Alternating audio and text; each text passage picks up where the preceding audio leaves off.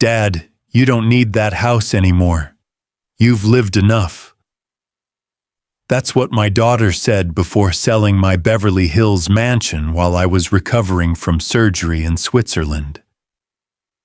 3 weeks later, I returned to find strangers living in my home, my name erased from the mailbox, my keys useless in the lock.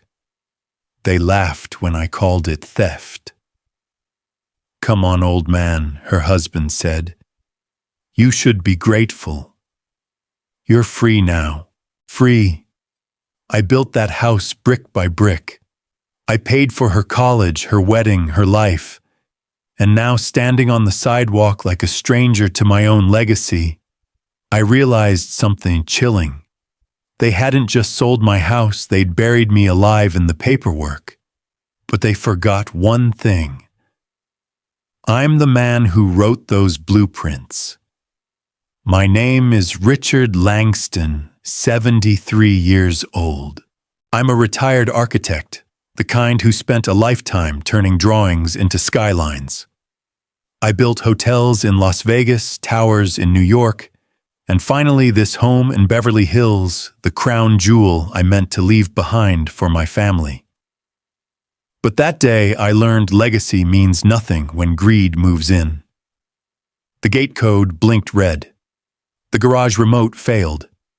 Even the security camera, the one my daughter insisted I install, didn't recognize my face. A man I'd never seen before opened the door holding a mug that read, "Home Sweet Home." "Can I help you, sir?" For a moment I thought he was joking. Then I saw the foyer, the walls repainted gray, my piano gone, the chandelier still swaying like it pitied me. "This is my house," I said quietly. "Richard Langston. I live here." The stranger hesitated. "We bought this place 3 weeks ago." 3 weeks. Exactly the time I was away on a medical retreat in Switzerland. I dialed my daughter. "Lauren, what's happening?" Her tone was calm, almost rehearsed. "Dad, stop overreacting. We sold it. Ethan needed funds for the business, and you're barely home anymore. You'll thank us later. You sold my house, I could barely breathe. It's legal, Dad. Remember that power of attorney after your stroke? That was medical, not financial." Click. The line went dead. I stared at the phone, at the house, at the strangers living in it, and realized I'd just been erased. The driver opened the car door quietly. "Everything all right, Mr. Langston?" "No," I said. "But it will be." Because for 40 years I'd built my life on blueprints and contracts, and I knew how to read one better than anyone. If my daughter thought she'd outsmarted me, she'd forgotten who taught her everything she knows. The car pulled away, sunlight flashing off the mansion's new nameplate. The Cole residence. My daughter's married name. I didn't feel broken. I felt awake.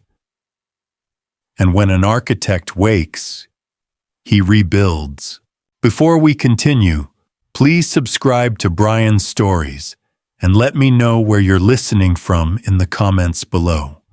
Because what came next proved that even at 73, I wasn't the one who'd lost everything they were. When betrayal wears a smile, it doesn't look like evil. It looks like family. I sat in the back seat of the car, watching my house shrink in the rearview mirror until it was nothing but a memory behind tinted glass. Lauren's words echoed in my head. "You'll thank us later." Later. That's what people say when they've already decided what's best for you. I asked my driver to take me to the Peninsula Beverly Hills, a place where privacy costs more than guilt. I checked in under an old alias from my corporate travel days, R.L. Kingston. I'd used it years ago when negotiating deals worth millions. Today I used it for something else, survival, The young receptionist smiled politely. "Welcome back, Mr. Kingston." I nodded, pretending everything was fine. I'd built empires on calm faces, but inside I was taking mental inventory, the trust papers, the notarized deeds, the old will the account authorizations. Everything Lauren and her husband could have touched. In the quiet of my suite, I opened my laptop. 50 years of work stored in digital folders, contracts, tax filings, architectural blueprints, trust updates. I had always been meticulous, and tonight that obsession might just save me. I scrolled until I found the Langston Family Trust Agreement dated 2010. Every property required 2 trustee signatures, mine and my godson Matthew Cole. Lauren couldn't sell anything legally without both. Yet somehow she had. I poured myself a glass of Glenlivet and read the fine print again. Every word I'd written still protected me. Every clause still worked like armor. That's when I realized my daughter didn't just betray me. She underestimated me. The next morning, I called Eleanor Briggs, my former legal counsel. She was 71, now retired, but she still had that sharpness lawyers never lose. "Richard," she said, her voice cool and familiar. "You sound like a man who's about to start a war." "I am," I replied, "and I intend to win." We met that afternoon at her home office in Pasadena. Eleanor's desk looked like a battlefield: papers, law books, coffee stains, and justice waiting to happen. She adjusted her glasses, scanned the trust documents I handed her, and nodded slowly. "Forgery," she murmured. The digital signature was copied from an old contract. Sloppy work, too. And this notary, she's been suspended twice. My daughter had left fingerprints all over her crime, arrogance disguised as competence. "Do we press criminal or civil first?" I asked. Eleanor smiled. "Both. One to punish, one to recover. And if we play it right, we can do both before they even see it coming." I leaned back in my chair, the adrenaline steadying my heartbeat. For the first time since stepping off that plane, I felt like myself again, not the father who'd been betrayed, but the strategist who built his empire one signature at a time. At sunset, I stood by the window of the hotel room. The Beverly Hills skyline glowed like a painting, the kind of beauty you appreciate only after you've lost something. In that stillness, my anger cooled into something sharper: focus. I wasn't going to scream. I wasn't going to beg. I was going to build a case, a plan, a reckoning. Because when you've spent a lifetime designing structures to withstand earthquakes, you don't crumble when the ground shakes. You reinforce. I thought of my wife Anna, gentle, wise, the heart that balanced my logic. Before she died, she'd said, "Richard, don't let success make you proud, and don't let failure make you bitter. Let faith be the line you walk between them." I hadn't thought about those words in years. But that night they felt like a compass. So I poured another glass of scotch, opened my notebook, and began sketching not buildings, but strategy. Eleanor would file the injunction. Matthew would confirm the fraud.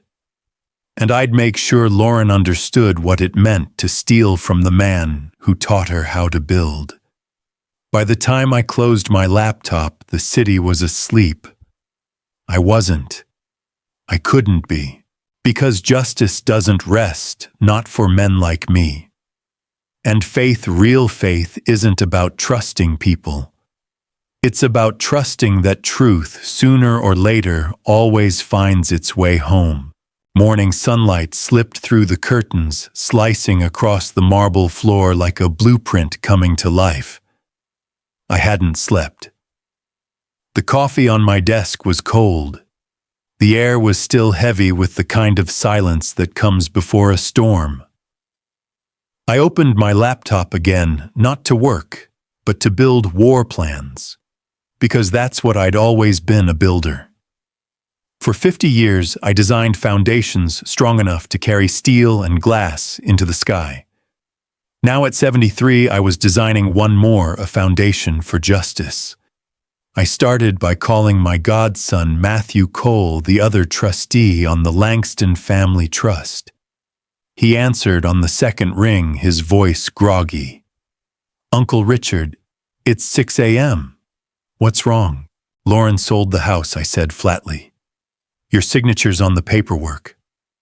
"What?" "No, it's not." "It is," I said, sending him the file. "Look at it." There was a long pause. "Jesus, that's not mine. That's copied." "I know," I replied. "And we're going to prove it."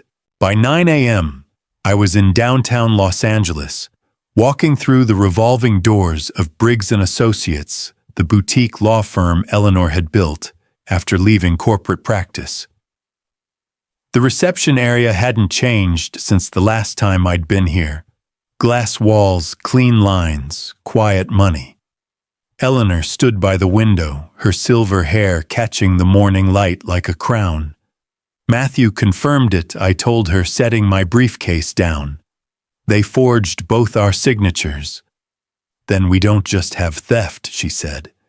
"We have conspiracy." She turned her monitor toward me.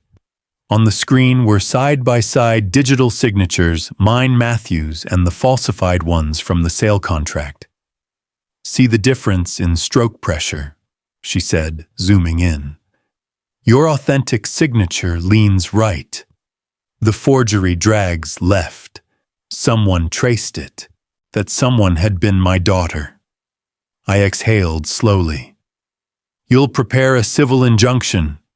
Eleanor nodded. "Already in motion. Once we file all their assets, accounts, vehicles, real estate will freeze. They won't even be able to buy coffee." At 11:45, she made one more call. "Carter, it's Eleanor. We're activating Plan B, full surveillance starting today." I smiled faintly. Carter Daniels was a former LAPD detective turned private investigator, the kind of man who could find footprints in wind. If Lauren or her husband had hidden anything, Carter would find it. He arrived at the office 30 minutes later.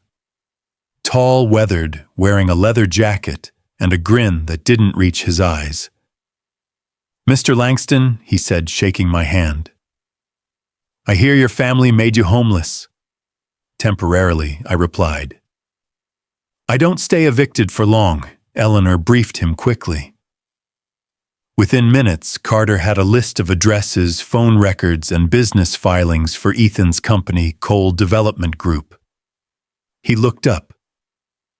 "You want this quiet or loud quiet?" I said, "until I choose otherwise."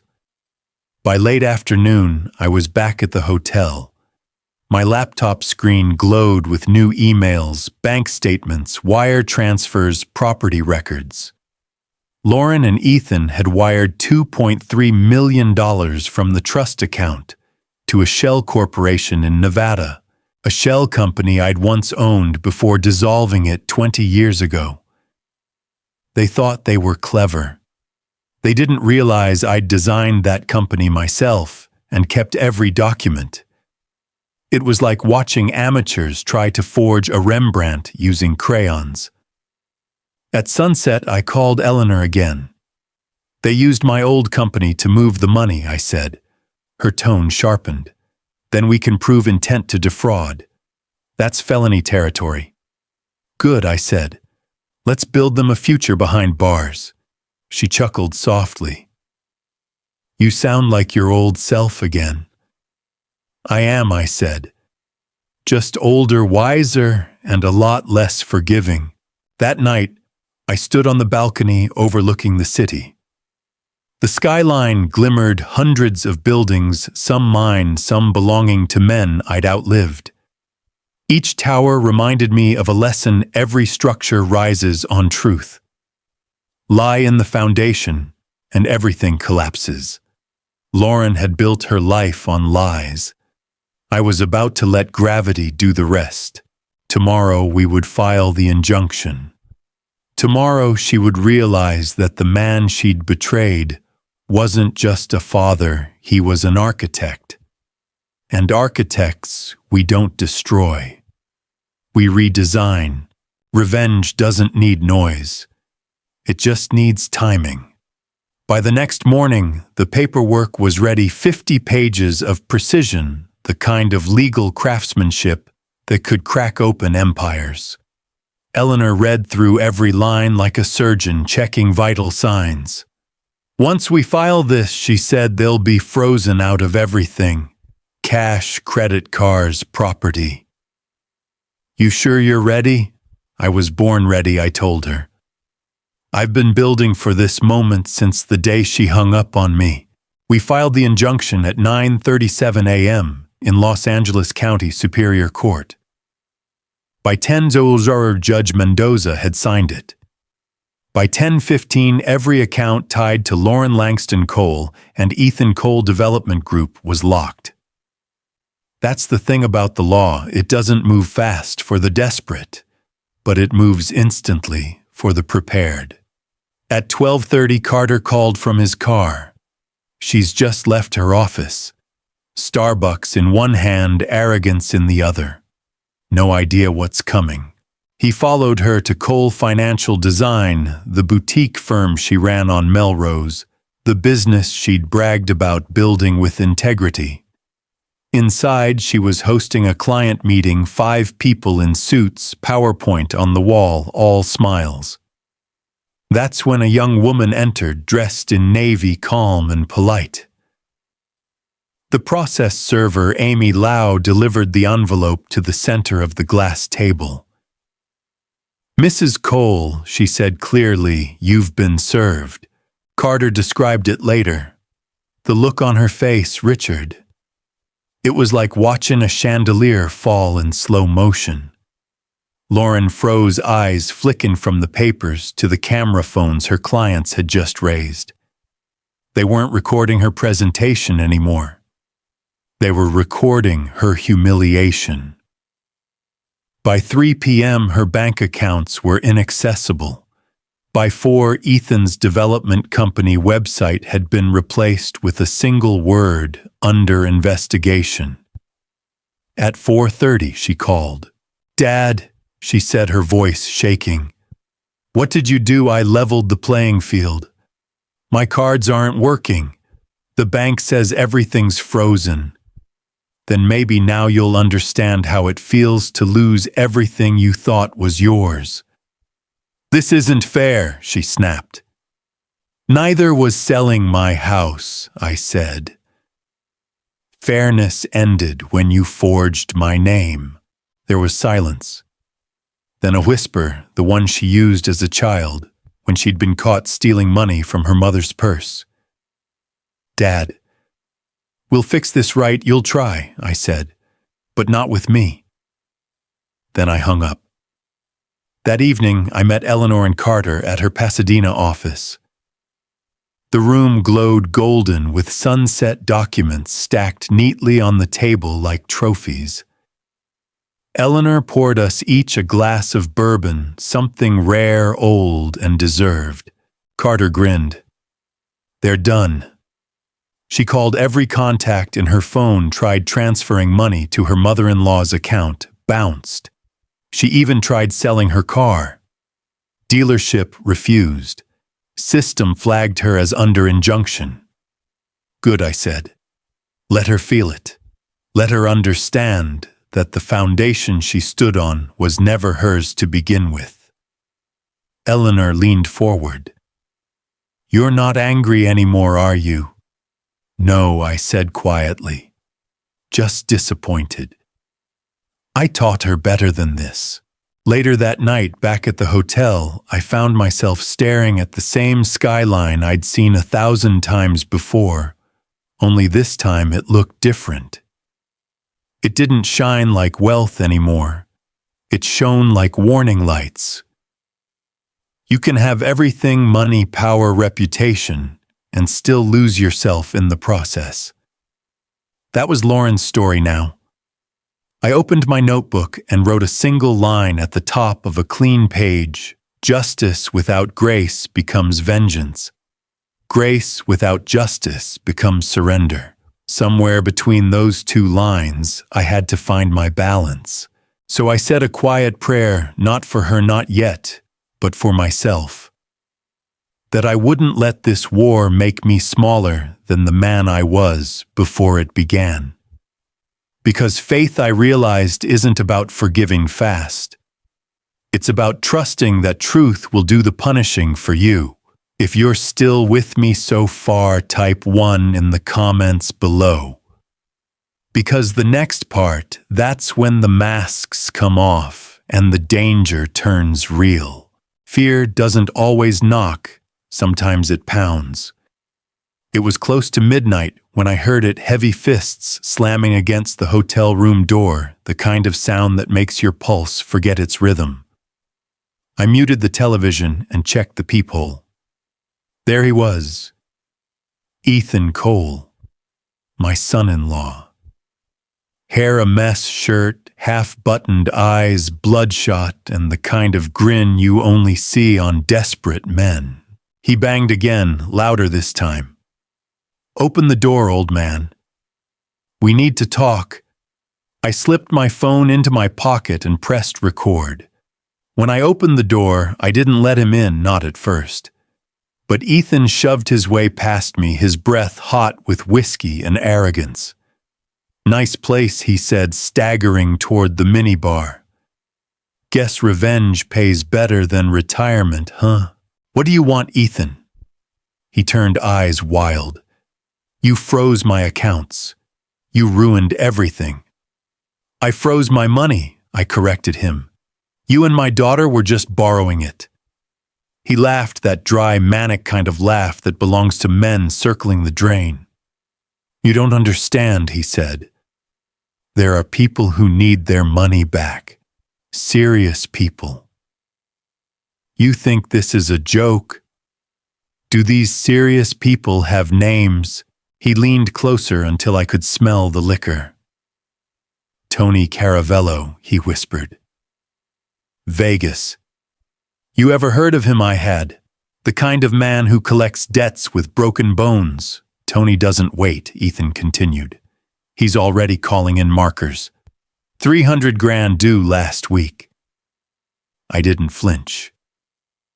You stole from me to pay a mobster. He slammed his hand against the wall.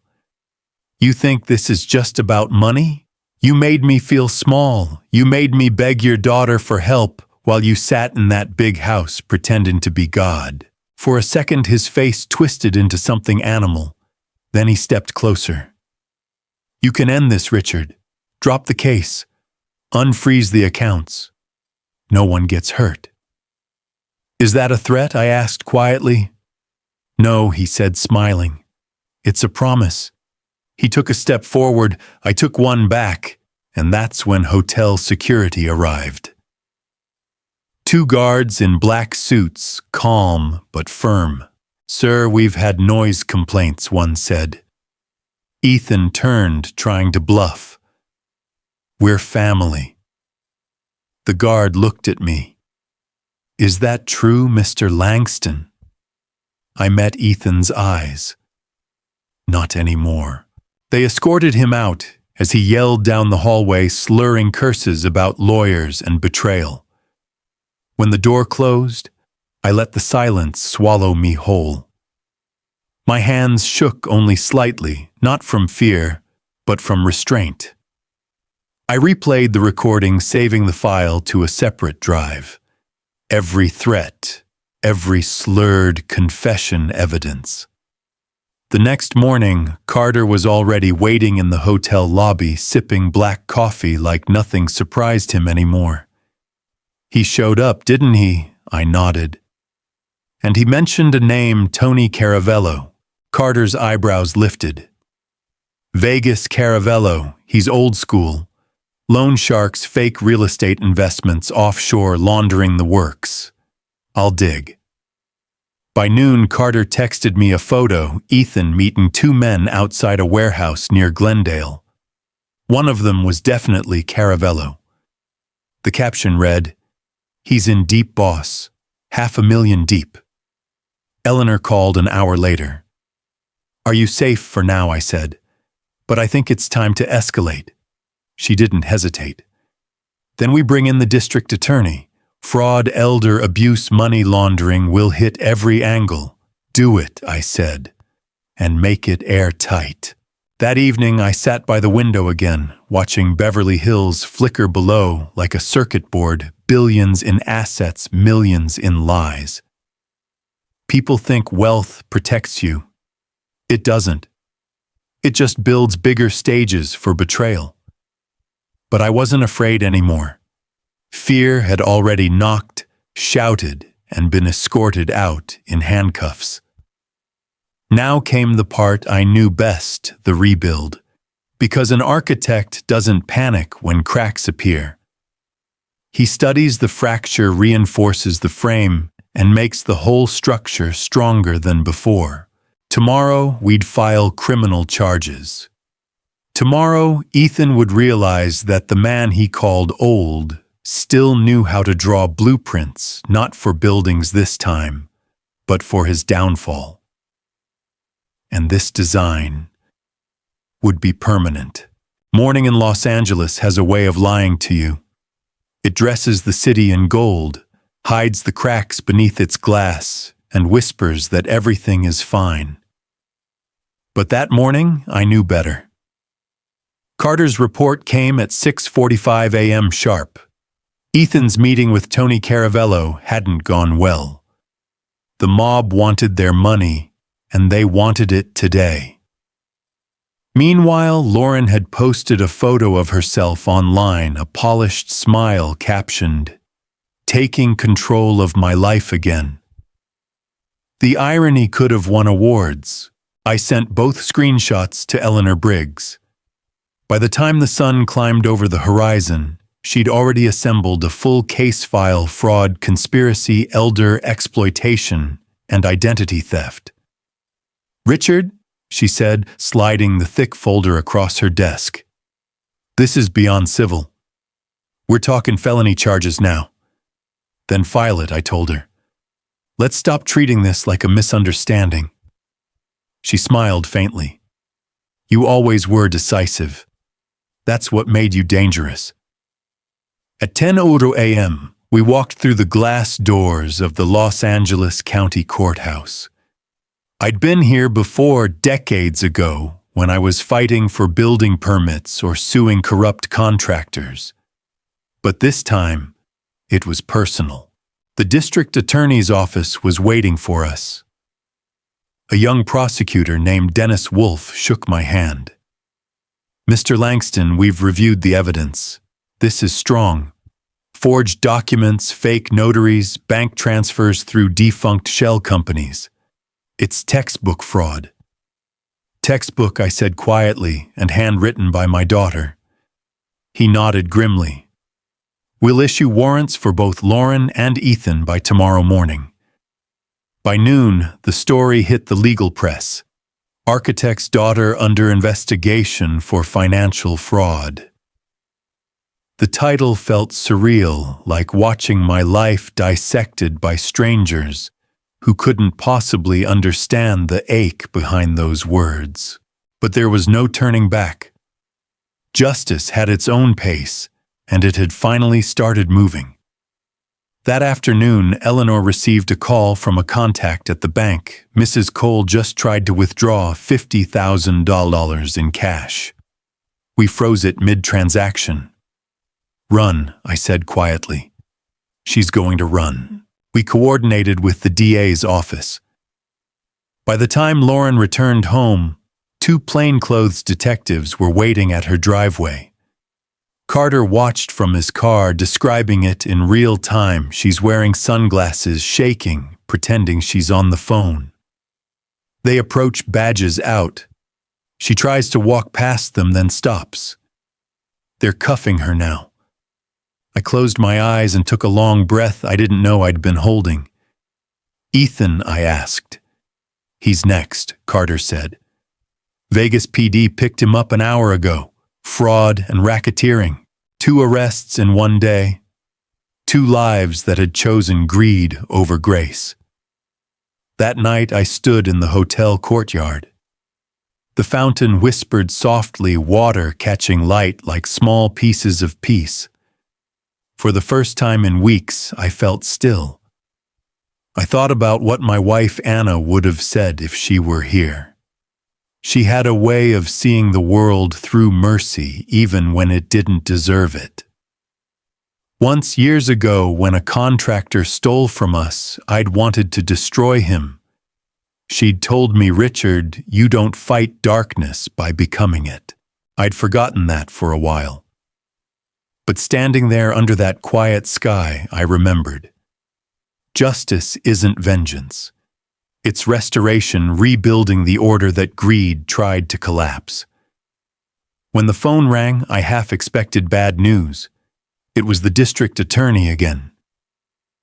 Mr. Langston Wolfe said Lauren wants to talk. She asked if you'd meet her before the arraignment tomorrow. I didn't answer right away.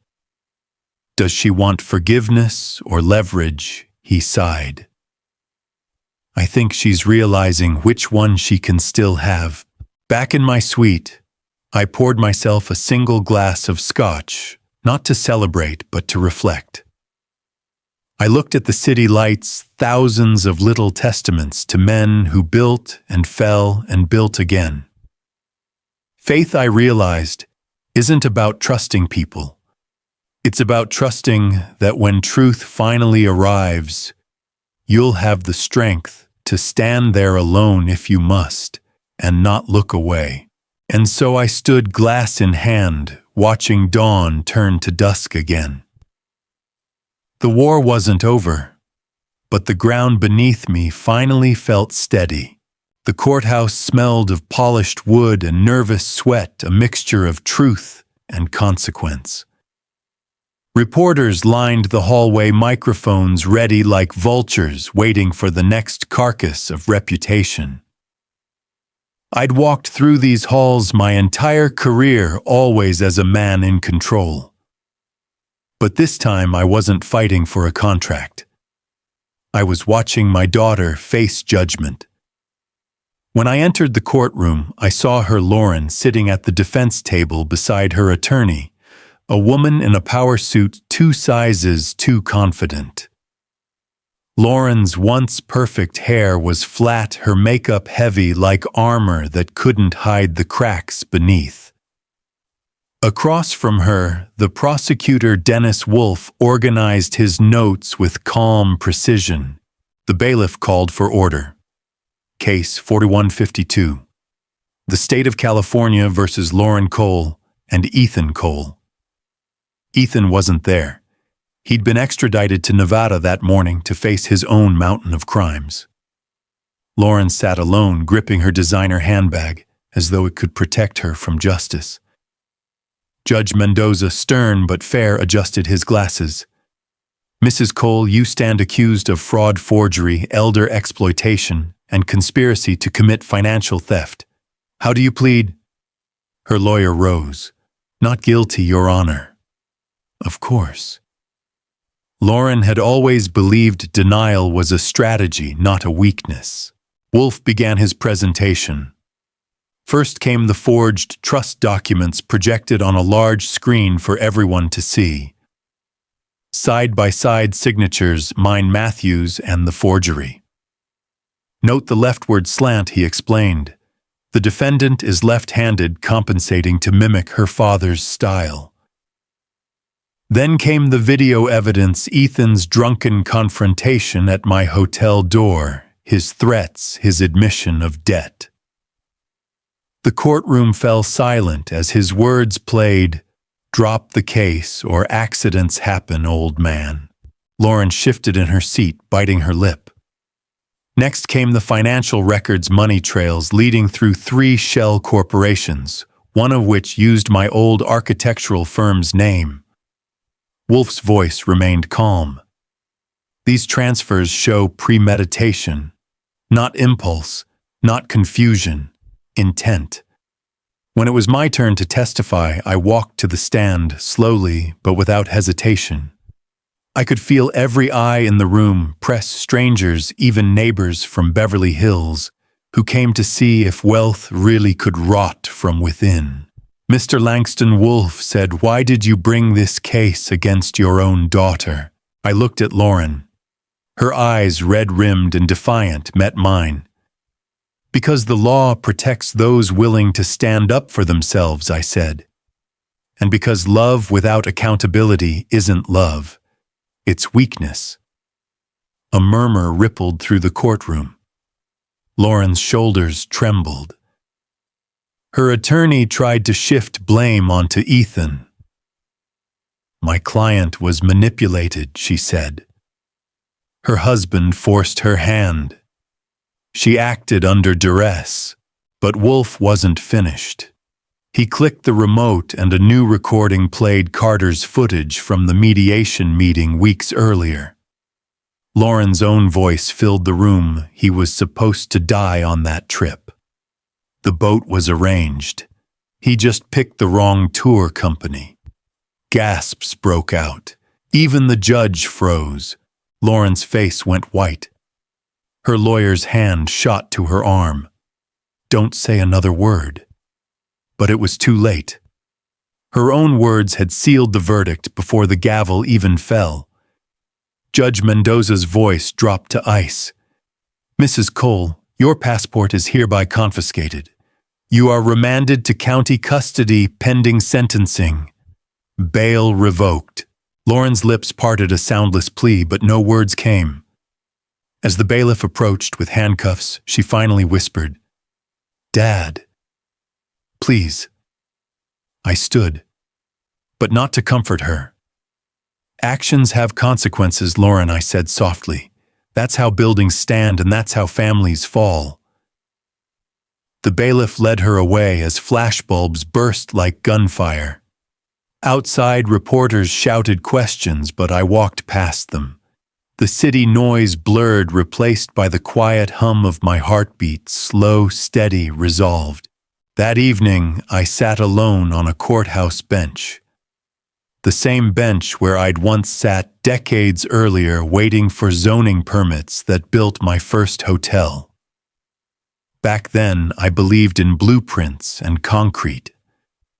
Now I believed in something deeper, the architecture of truth. Justice doesn't rebuild what you lose, but it gives you the ground to stand on again. And that, I realized, was enough. Tomorrow would bring sentencing. But tonight the collapse was complete, and from its rubble something honest could finally begin. It took 3 months before the courts returned the property to my name. 3 months of lawyers' paperwork and polite apologies from banks that once called me a valued client. Money can replace things, but dignity that takes time. When I finally drove up the hill that led to my old home, it felt like approaching a memory. The desert roses had bloomed again, soft, pink, defiant, stubborn. The brass gate creaked open as if exhaling relief. And for the first time in nearly a year, I stepped back into the house that still knew my name. The new owners, a kind retired couple named Harold and June Whitmore, had taken good care of it during the chaos. They greeted me on the front porch with warm smiles and tired eyes. "Mr. Langston," June said, "we're glad it's back where it belongs." They handed me a small envelope, their parting note. "Thank you for fighting for what's right. This home deserves peace again." I walked through the door past the foyer where strangers once stood, past the piano corner, where silence had gathered like dust. Every step felt like reclaiming something I didn't know I'd lost. Not just a house, but the meaning of home. The living room was exactly as I'd left it. The framed photo of Anna and me on our 40th anniversary, the silver lamp we bought in Florence, the faint scent of cedar wood still clinging to the air. I ran my hand along the railing of the staircase, smooth, familiar. This was the house I designed to outlast me, and it had. On the kitchen counter sat a stack of letters forwarded from the law office. Bills, legal notices, and one handwritten envelope. No return address, just my name. I knew the handwriting instantly, Lauren. I sat down at the dining table before opening it. The paper smelled faintly of cheap ink and laundry detergent. Her handwriting wasn't the confident script she'd used for business.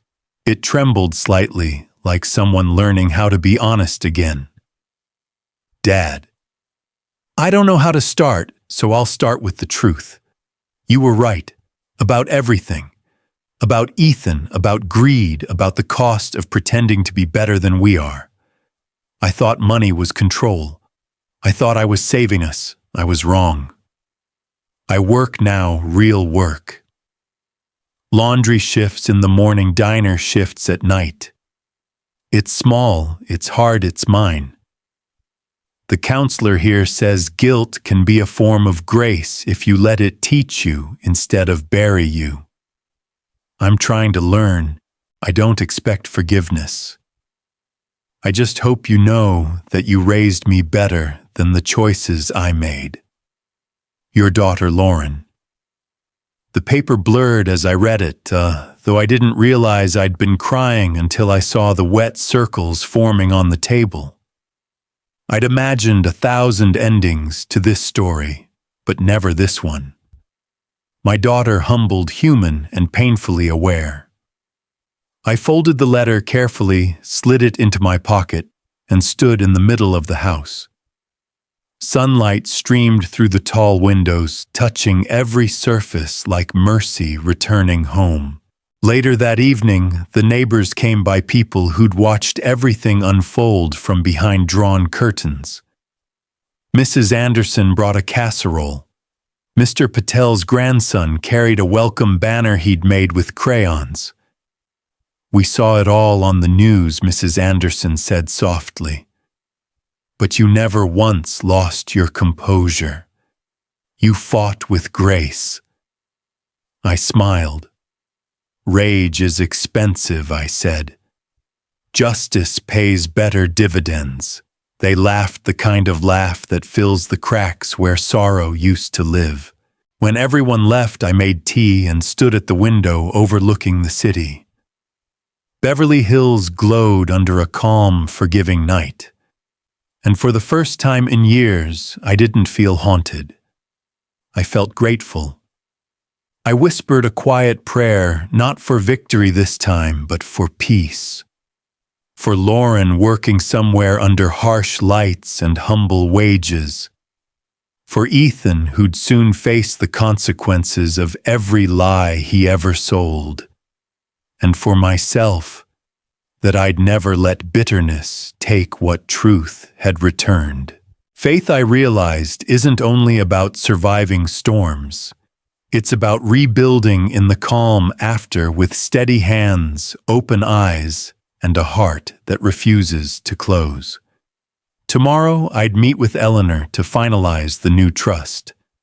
But tonight I was home, truly home, in the house that knew my name, surrounded by silence, that finally felt like grace. Redemption doesn't come knocking. It shows up quietly on a Tuesday afternoon when you least expect it. The sun was beginning to dip behind the palms when the doorbell rang.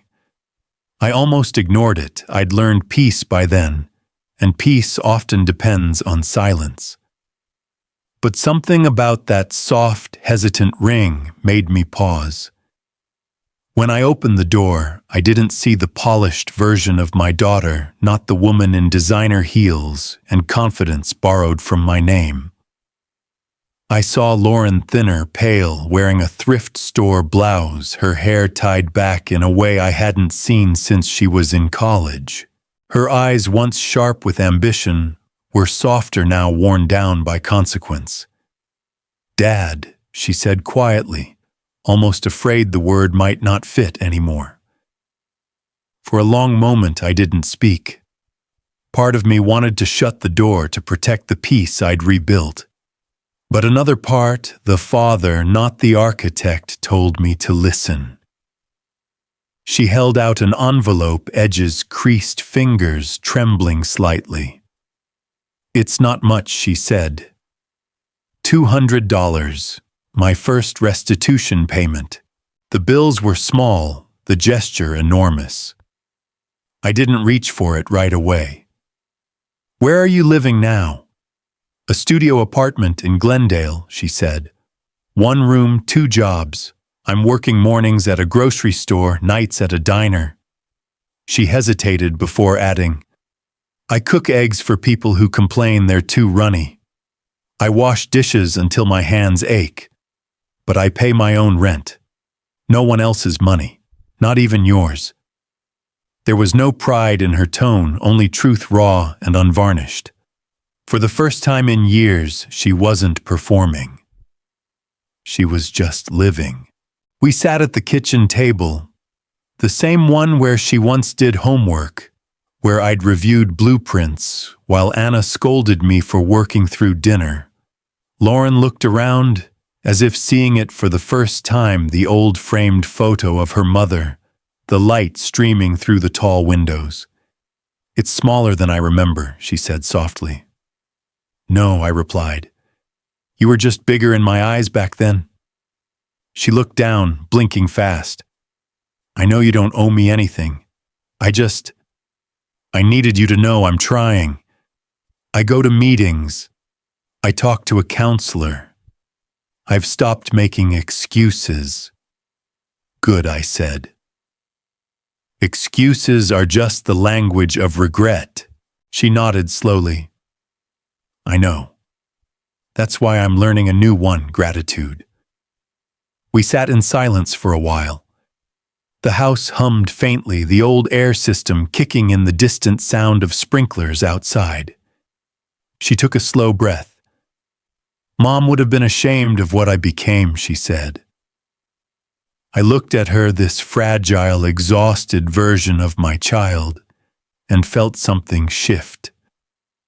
She would have been disappointed, I admitted. But she would have been proud that you're standing here now, paying back what you owe. Lauren wiped her eyes with the back of her hand. "I don't deserve your kindness," she whispered. "No," I said. "You deserve your consequences. But kindness isn't about deserving, it's about direction. And right now you're finally facing the right one." She managed a small, shaky smile. "You always speak like a man drafting blueprints." "It's all I know," I said.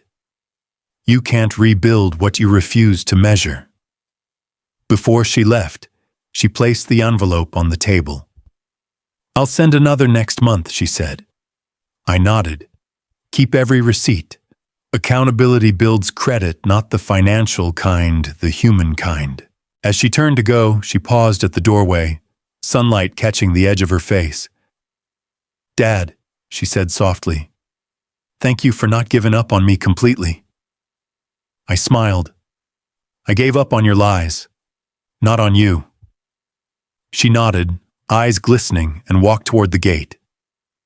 Her shoulders were straighter than when she'd arrived. I stood there for a long time after she disappeared down the hill. The house was silent again, but not empty. Something lighter lingered in the air, like a room that had finally been aired out after years of dust. That night I sat by the window with a cup of tea instead of whiskey. Outside, the city glowed alive with stories, some of ruin, some of redemption. Mine, it seemed, was finally tilting toward the latter.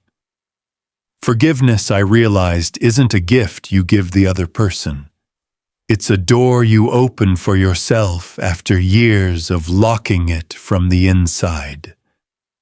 And tonight, I finally turned the key. Peace has a sound. It's not the quiet of an empty house. It's the hum of a place that has stopped hurting. That's what I woke up to that morning. Soft light spilling through the curtains, birdsong faint beyond the garden wall, and the smell of rain on concrete. Beverly Hills doesn't get much rain, but when it does, it feels like the sky is cleaning itself. Maybe I was too. On the kitchen counter sat Lauren's envelope, the $200 she'd brought yesterday. I hadn't touched it. I didn't need to. It wasn't about the money. It was about meaning. I brewed a cup of coffee and walked through the house. Every room told a story now, not of loss, but of survival. The scuffs on the floor, the cracks in the paint, even the faint scratches on the banister felt honest. This was a home that had been broken and rebuilt, just like the man who lived in it. After breakfast, I sat at my desk and opened the Langston Foundation Trust documents. Eleanor and I had spent weeks redesigning it. This time there would be no loopholes, no signatures that could be twisted by greed. Half of the estate would fund architectural scholarships for students from working-class families, kids like I once was. The rest would remain in trust for Lauren, but locked until she'd made every restitution payment, every single one. It wasn't punishment. It was structure. The same thing I built my life on. When I called Eleanor to sign the final papers, she chuckled softly. "You're building again, Richard." "I never stopped," I said. "I just changed the material." That afternoon, I received a postcard in the mail. The handwriting was familiar, uneven, careful. It was from Lauren. "Dad today marks 90 days sober." I found a small church near my apartment. The pastor doesn't know who I am, and I think that's why it helps. No judgment, no headlines. Just people who still believe in second chances. If you ever want to visit, I'd like that.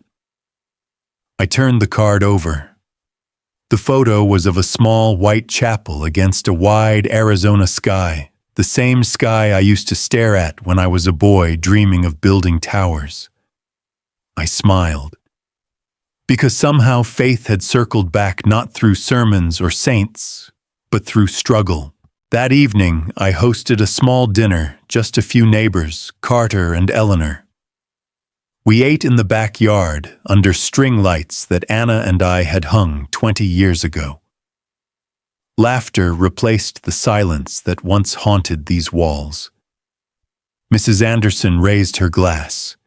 To Richard, the man who reminded us that justice and grace can live in the same house. Everyone clinked glasses. I looked around the table, faces warm under the soft glow, and felt something I hadn't felt in years, belonging. When the guests left, I stayed outside alone, listening to the wind move through the olive trees. The city glittered below, alive and unapologetic. Beverly Hills had its share of mansions, but this one mine had earned its peace. I thought of Anna, of the life we built, of the daughter we raised, of the lessons we both had to learn the hard way. And I whispered into the night, I kept the faith, love, even when it cracked. Because that's what faith really is, not certainty, not perfection, but the quiet decision to keep building after the collapse. When dawn arrived, I went out to the porch. The city was waking traffic, hums sprinklers, clicking, the world starting over again, like it always does. I looked up at the sky, soft and gold, and realized I was no longer angry, no longer afraid. I was just free. And maybe that's what redemption feels like, not triumph, but peace earned one honest day at a time. If you believe in justice, in grace after failure, in faith that rebuilds what greed destroyed, subscribe to Brian's Stories, share this video with someone who needs it, and tell me in the comments what home means to you. Because sometimes the greatest blueprint isn't the one you draw on paper, it's the one you build inside your heart after everything else has fallen down.